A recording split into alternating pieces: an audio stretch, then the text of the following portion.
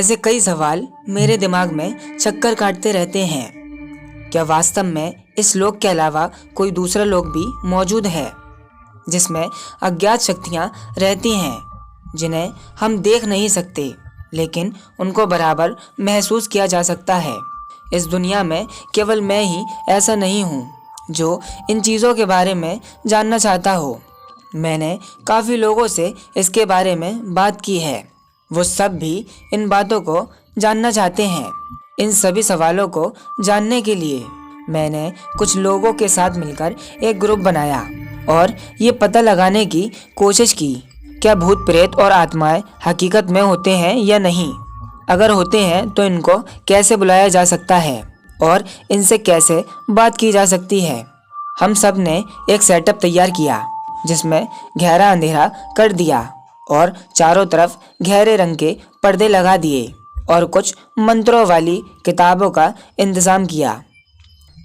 हमने भूत प्रेत आत्माओं को बुलाने वाले मंत्र पर काम करना शुरू किया क्योंकि हम यही जानना चाहते थे कि आत्माओं से संपर्क कैसे किया जा सकता है।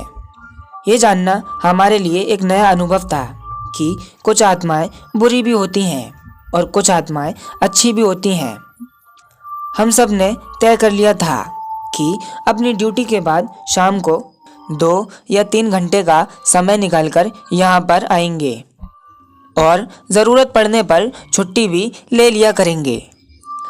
हमने अपने सेटअप में एक डिवाइस भी लगाया था जिससे किसी अजीब आवाज़ को नोट किया जा सके और किसी अजनबी और बुरी ताकत को देखकर उसमें लगा हुआ बल्ब जलने लगे।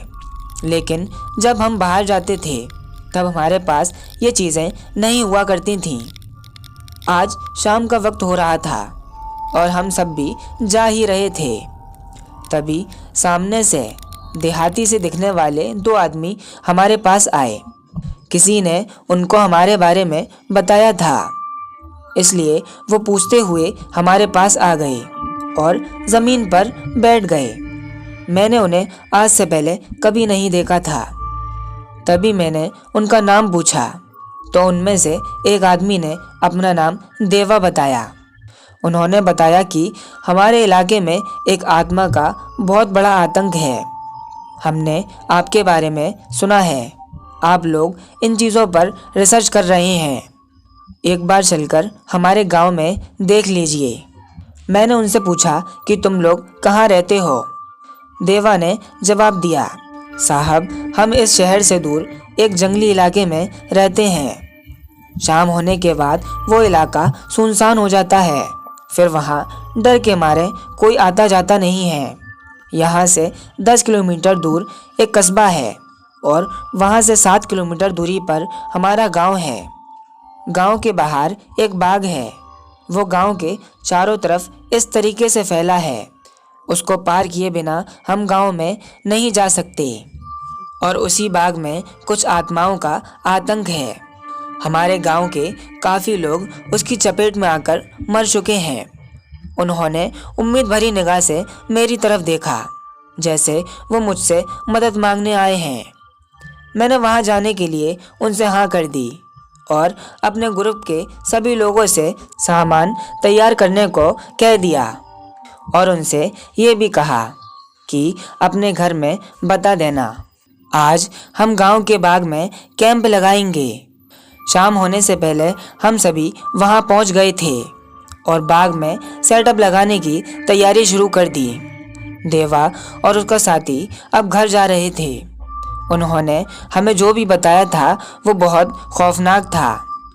वो बता रहे थे कि वो आत्मा खून की भूखी है, रोज़ किसी न किसी का खून पीने आती है।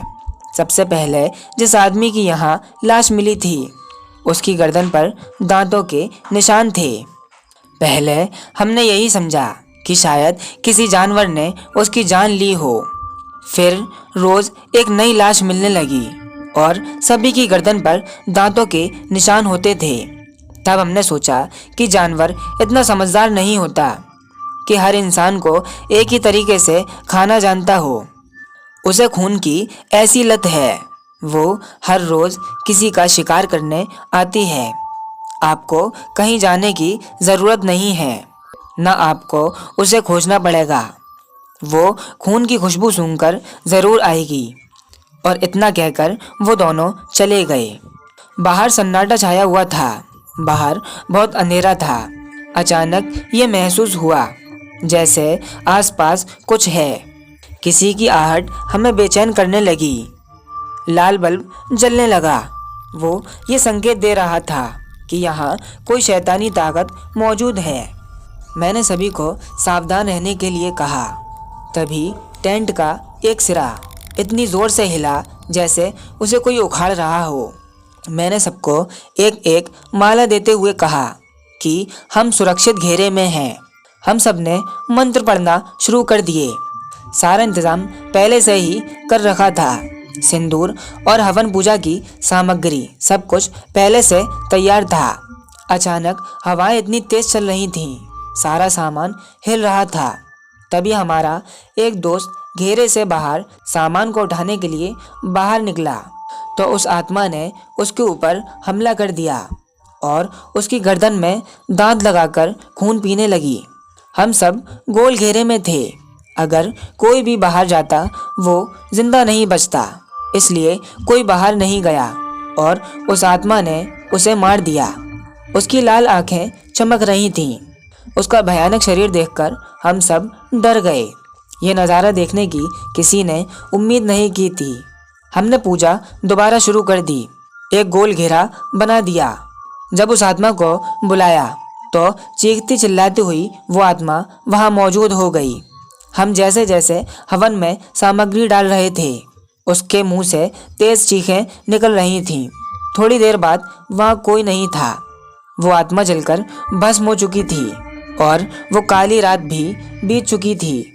बाद में हमने उस आत्मा के बारे में जानना चाहा तो पता चला पहले इस गांव में एक औरत रहा करती थी।